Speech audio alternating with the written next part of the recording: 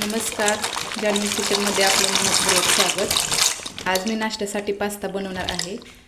त्यासाठी या ठिकाणी पाणी उकळून घेतलं आहे, त्यामध्ये पास्ता शिजवून घ्यायचा आहे। 1-2-3 मिनिटं उकळी काढून घ्यायची, फक्त जास्त शिजवायचा नाही पास्ता। पास्ता असा ठेवायचा, थोडासा कच्चा, जास्त शिजवून नाही घ्यायचा। आता यामध्ये पाणी काढून घ्यायचं, चाळणीत नितळायला ठेवायचा पास्ता।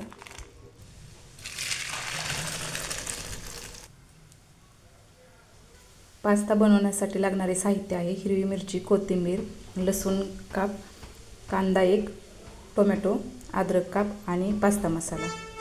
फोडणी देऊन घ्यायची आहे।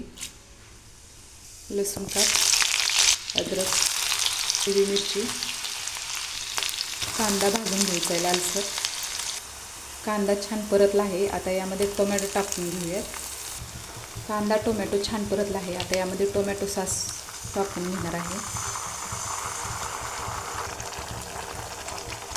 पास्ता मसाला टाकून घ्यायचा, अर्धा ग्लासच पाणी टाकून घ्यायचं, चवीपुरतं मीठ, थोडीशी कोथिंबीर टाकून घ्यायची। आता यामध्ये पास्ता टाकून घ्यायचा आहे।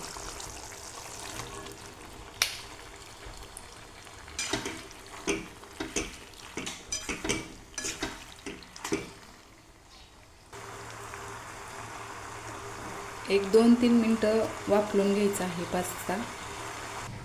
या ठिकाणी नाश्त्यासाठी पास्ता तयार आहे। तर रेसिपी कशी वाटली कमेंट बॉक्समध्ये नक्की सांगा। आवडली तर लाईक, शेअर, कमेंट आणि सबस्क्राईब करा। थँक्यू।